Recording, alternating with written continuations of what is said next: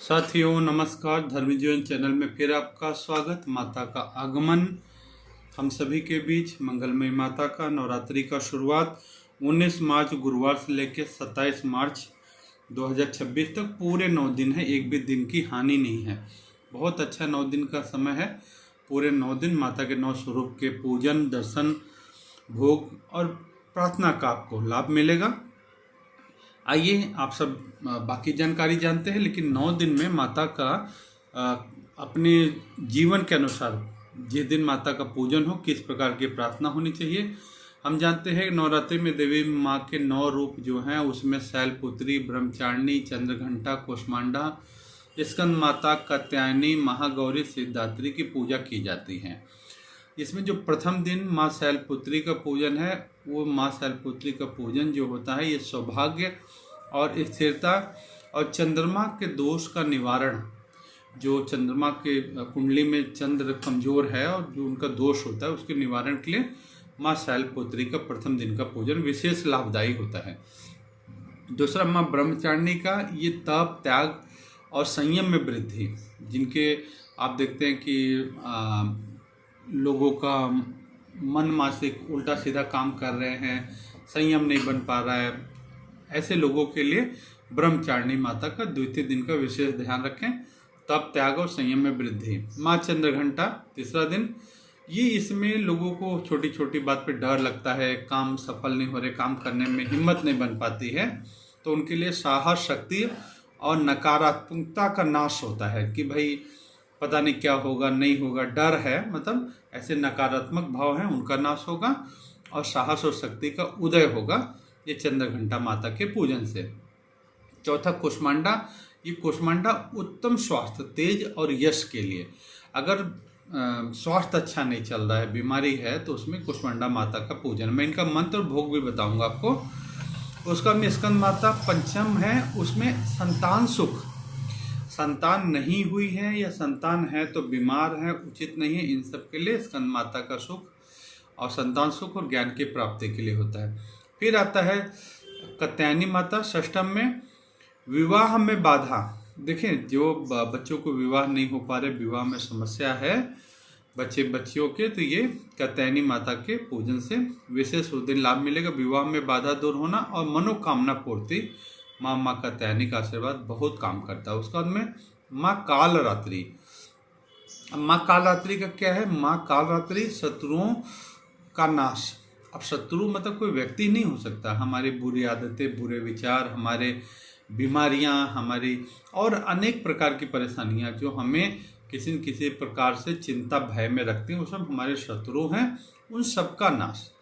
और अगर कोई विपरीत विचारधारा का व्यक्ति है तो उसके लिए भी माँ कालरात्रि का पूजन का विशेष महत्व। सप्तम दिन। अष्टम माँ महागौरी, इनकी पापों से मुक्ति और जीवन में पवित्रता का आगमन होता है। अष्टम में माँ इनका महागौरी के। और नौवां है माँ सिद्धिदात्री। अब ये माँ सिद्धिदात्री जो है सभी प्रकार की सिद्धियां और मोक्ष की प्राप्ति माँ सिद्धिदात्री के पूजन से प्राप्त हो जाता है। और एक तो ये है कि माता का जो है कलश स्थापना बहुत अच्छा, पूरे दिन का शुभ मुहूर्त है, कोई समस्या नहीं। वो दिन हमारा नववर्ष का आरंभ भी है, उसकी भी मैं महिमा बताऊंगा। और स्थापना के लिए आप आराम से जानते हैं कि स्नान करके पवित्र स्थान पर कलश स्थापित करें, माँ दुर्गा की फोटो, और बहुत लोग जौ भी उगा देते हैं ताकि वो माँ समृद्धि का प्रतीक माना जाता है। और माँ को रोले, अक्षर, सिंदूर, माला ये सब आदि अर्पित करके दीपक जला के, अच्छा कई लोग का अखंड दीपक भी पूजन के लिए रखते हैं, जैसे अपने सामर्थ्य अनुसार आप कर सकते हैं। प्रतिदिन अलग अलग भोग माता का लगता है, जैसे 9 दिन के 9 अलग अलग भोग लगते हैं, भोग भी बता दूंगा मैं। अष्टमी या नवमी के दिन लोग कन्या पूजन करते हैं और इसमें दुर्गा सप्तशती का पाठ, ओम दुम दुर्गाय नमः, या फिर अन्य एक एक दिवस की जो देवियों के मंत्र हैं उनका भी जाप किया जाता है। और बाकी देखिए कहते हैं ना कि भाव, जितने पवित्र भाव से, श्रद्धा भाव से माँ है और जितने कातर भाव से, दया भाव से आप माँ को जो भी भोग लगाएंगे माँ स्वीकार करेंगे, उसमें मन में किसी प्रकार का संशय नहीं रखे। और एक चीज़ लोगों का प्रश्न आ रहा था कि भाई व्रत रह रहे हैं, अगर बीमारी है, दवा चल रही, देखिए दवाई औषधि कभी भी व्रत उससे टूटता नहीं है। आप औषधि का सेवन आराम से करें, क्योंकि शरीर का स्वास्थ्य होना भी बहुत ज़रूरी है, नहीं तो फिर व्रत भी कैसे कर पाओगे आप। ठीक है। अब उसके बाद में देखिए माँ का जो भोग लगता है अलग अलग दिन का। अब उस दिन क्या है, माँ का जो भोग है, अब पहले दिन गाय का शुद्ध घी से अगर भोग लगाते हैं तो स्वास्थ्य लाभ भी होता है। माँ को गाय का शुद्ध घी मिल जाए, थोड़ा सा माँ को भोग लगाइए, और भोग लगाते हो लगाइए, लेकिन इस दिन ये विशेष घी से लगाइए।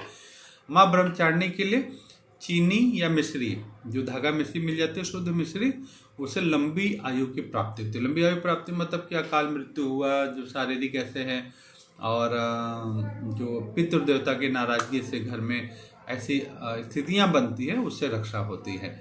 और माँ चंद्रघंटा तीसरे दिन इन्हें दूध से बनी मिठाई या खीर का भोग तीसरे दिन आप लगाइए। चौथे दिन माँ को मालपुआ, मालपुआ में मतलब जैसे आप जानते होंगे मालपुआ लोग बना लेते हैं। पांचवा दिन स्कंद माता, ये दिन माता जी को केले का भोग लगेगा, अन्य भोग के साथ केले का भोग। और छठवें दिन शहद से माँ को भोग लगाइए, माँ कात्यायनी की प्रसन्नता प्राप्त करेंगे। और सातवां दिन माँ कालरात्रि, गुड़ या गुड़ से बनी वस्तुओं का भोग लगाइए। आठवें दिन माँ महागौरी, नारियल का भोग लगाइए। और 9वें दिन सिद्धात्री, ये दिन आप हलवा पूरी चने का भोग लगाइए और कन्या को आप जवाइए। और ये बहुत सनातन का इतना सौभाग्य है हम लोगों का, हम सनातनियों का, हमारे यहाँ कन्या पूजन होता है। कन्या को लक्ष्मी देवी का अवतार माना जाता है। अन्य जो संप्रदाय हैं उसमें तो कन्याओं को एक शोषण का माध्यम माना जाता है। ये बहुत सौभाग्य है कि 9 दिन हम इतने पवित्र भाव से और माँ के विभिन्न स्वरूप को कन्याओं में दर्शन करते हैं। और उसके बाद में जो हमारा माँ के पूजन के लिए मंत्र होगा, मंत्र में क्या है, नवरात्रि में 9 दुर्गा के पूजन के लिए अलग अलग मंत्र और बीज मंत्र होते हैं, इनका प्रयोग किया जाता है। और मुख्य मंत्र जो होता है ओम ऐम ह्रीम क्लीम चामुंडाय विच्चे, या फिर या देवी सर्वभूतेषु बुद्धिरूपेण संस्था नमस्तते नमस्तते नमस्तते नमो नमः, वो तो आप जानते हैं।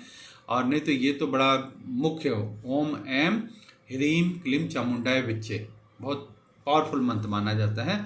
बाकी जो 9 देवियों के जो बीज मंत्र पूजा मंत्र अलग अलग, जो जैसे पहले दिन माँ शैलपुत्री का ह्रीम शिवाय नमः, ह्रीम शिवाय नमः, माँ शैलपुत्री, तो हम ये देख सकते हैं माँ शैलपुत्री के पूजन का क्या लाभ, उस हिसाब से आपका मंत्र भी दिया है। माँ ब्रह्मचारिणी का ह्रीम श्रीम अंबिकाय नमः, ह्रीम श्रीम अंबिकाय नमः।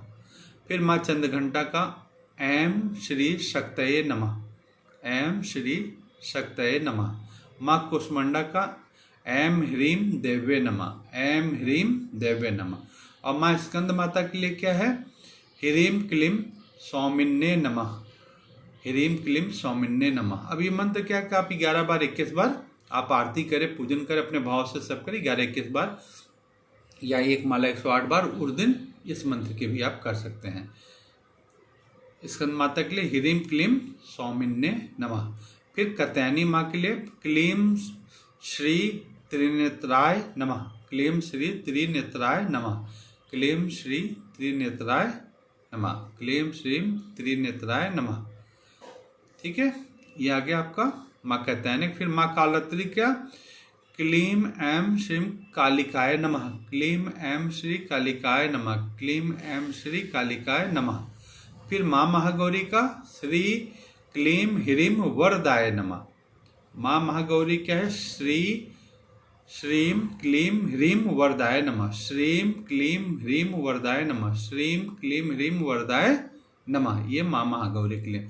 और फिर माँ सिद्धात्री का जो है मंत्र, ह्रीम क्लीम ऐम सिद्धये नमः, ह्रीम क्लीम ऐम सिद्धये नमः, ह्रीम क्लीम ऐम सिद्धये नमः। ये समान स्तुति मंत्र है।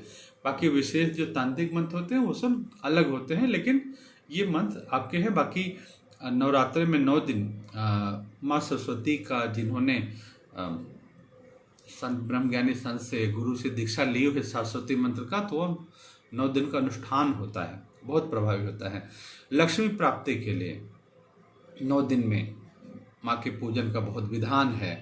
तो इस तरह से समृद्धि के लिए हो गया, शत्रुनाश के लिए और रोग दोष के लिए, हर चीज के लिए माता आ रही हैं। हम खूब श्रद्धा भाव से 9 दिन का ये खूब ध्यान से करें। 9 दिन प्रयास करें कि अभक्षणीय पदार्थ न खाएं, हम घरों में साफ सफाई पवित्रता रखें और अपने व्यवहार में भी खूब आचार विचार में भी बहुत पवित्रता रखें। और 9 दिन माता जो है हम सभी का खूब मंगल करे, कल्याण करे। और एक चीज़ और है, 19 मार्च से जो हमारा एक बहुत विशेष दिन भी है, आपको शायद इतना इसके साथ में जानकारी मिल जाएगी। 19 मार्च से हमारा चैत्री नूतन वर्ष भी मनाया जाता है। ये तो उस दिन क्या करना है, ये दिन घर में नीम और अशोक के पत्तों का तोरण बांध दे। दरवाजे पे तोरण जैसे धागे में करके लटका देते हैं। वहां से जो लोग गुजरे तो वर्ष भर प्रसन्न और निरोगी रहे, क्योंकि नीम के पत्ते अशोक के पत्ते के नीचे से निकलेंगे। तो वैसे नवरात्र में आप आम के पत्ते तो आपने देखे ना तोरण बांधते, तो नीम और अशोक के पत्ते भी आप मिला के तोरण बांध दीजिए। उससे लोग आएंगे जाएंगे तो घर में सात्विकता पवित्रता बनी रहेगी। और स्वास्थ्य रक्षा के लिए इसमें लोग नीम की पत्तियां, थोड़ा काली मिर्च, अजवाइन और थोड़ी सी मिश्री मिला के लोग स्वास्थ्य के लिए उसका भी सेवन करते हैं। और 19 तारीख को इस दिन जप, ध्यान, सेवा का, मौन का अनेक गुना फल मिलता है। और ये एक तरह से हमारा जो नया वर्ष, नूतन वर्ष है, ये दिन विशेष रूप से मस्तक पर तिलक लगा के भगवान सूर्य नारायण को अर्घ जरूर दें। और जो लोग रोज देते हैं अच्छी बात, नहीं देते तो जरूर दें। शंख ध्वनि धार्मिक स्थलों पर, घर, गांव, स्कूल, कॉलेज आदि मुख्य प्रवेश द्वारों पर वंदनवार तोरण जिसमें अशोक, आम, पीपल, नीम आदि का बांधकर और भगवा ध्वज फहराकर सामूहिक भजन कीर्तन या प्रभात फेरी का भी आयोजन करके भारतीय नववर्ष का स्वागत करना है। हमें ज़्यादा से ज़्यादा उत्साहवर्धक रूप से इसे मनाना है। और ये हमको संकल्प भी लेना है कि हम अपना सही में नया वर्ष जो मनाते हैं 1 जनवरी को न मना करके, माता के आगमन है, माता के आगमन से 19 मार्च को हम नया वर्ष माने। और इस दिन आप देखेंगे तो जो वृक्षों में जो पीली पत्तियां झड़ गई उसमें नई नई कोंपलें भी आने शुरू हो जाते हैं, नए नए पत्ते आते हैं। तो सर्वत्र मंगल होता है और बहुत मंगलमय। इस बार माता की सवारी पालकी में है। पालकी में थोड़ा सा ये रहता है कि इसमें डोली में, पालकी में है तो सामाजिक राजनीतिक उथल पुथल का रहेगा। तो उसमें हो सकता है कि किसी की सत्ता परिवर्तन का योग भी रहे और भी विशेष आता है। लेकिन माता का जो प्रस्थान है वो हाथी पे है, तो जिससे अच्छी वर्षा और वो थोड़ा मंगलमय भी है। तो जो भी है माँ के शरण है तो माँ सबकी रक्षा करती, हम इतना चिंता ना करें। और इस दिन 19 तारीख का एक बड़ा इतिहास भी है। 19 तारीख को क्यों बहुत विशेष दिन है, क्यों कह रहे हैं नववर्ष, क्योंकि इसी दिन से भगवान ब्रह्मा जी द्वारा सृष्टि का सर्जन हुआ था। सृष्टि का सर्जन जो एकदम कहे सृष्टि में निर्माण कार्य हुआ, जो आरंभ हो रहा है वो यही दिन था। ये ऐतिहासिक घटना जो हमारी चैत्र नवरात्र का प्रथम दिन है, इसी दिन है। और भगवान, ये तो ब्रह्मा जी द्वारा सृष्टि का सर्जन हुआ है। दूसरा मर्यादा पुरुषोत्तम भगवान श्री राम का राज्याभिषेक भी इसी दिन रखा गया था। और माता का आगमन तो है ही है। और उसके बारे में प्रारंभ युगाद युधिष्ठिर संवत का आरंभ भी इसी दिन हुआ था। और उसका में उज्जैनी सम्राट विक्रमादित्य द्वारा विक्रम संवत जो हम लोग संकल्प में बोलते हैं उसका भी आरंभ इसी दिन हुआ था। और सलीवाहन शक संवत भारत सरकार का राष्ट्रीय पंचांग का प्रारंभ भी इसी दिन से हुआ था। और महर्षि दयानंद द्वारा आर्य समाज का स्थापना दिवस भी यही है। भगवान झूलेलाल का, सिंधी समाज के, उनका अवतरण दिवस यही है। मत्स्य भगवान के अवतार का भी दिवस है। और डॉक्टर केशव राव बलिराम राव हेडगेवार का जन्मदिन भी यही दिन है। तो नूतन वर्ष बहुत मंगलमय है। 19 तारीख को विशेष रूप से मंगलमय रूप से हम इसका आनंद करें। और शुक्ल प्रतिपदा के दिन चंद्रमा की कला का प्रथम दिवस माना जाता है। और इसी दिन ही पंचांग तैयार होता है। महान गणितज्ञ भास्कराचार्य ने इसी दिन से सूर्योदय से सूर्यास्त तक दिन, महीना, वर्ष की गणना करते हुए पंचांग की रचना की थी इस दिन के हिसाब से। और 3.5 मुहूर्त में गुड़ी पाड़वा की गिनती भी इसी दिन होती है। और इस दिन भगवान श्री राम ने बाली के अत्याचार से शासन की प्रजा को मुक्ति भी दिलाई थी, वो भी यही दिन था। तो इतना मंगलमय दिवस है 19 तारीख का। तो आप सभी को माता के आगमन की, नव वर्ष की खूब खूब मंगल कामना, और प्रयास करिएगा कि ये वीडियो कल तक सबके पास पहुंच सके, इसकी जिससे सब कुछ उनको सभी अवश्य लाभ उठा लें। माँ जगत जननी सबका कल्याण करें, सबके घर में खूब सुख शांति संपत्ति का आगमन हो।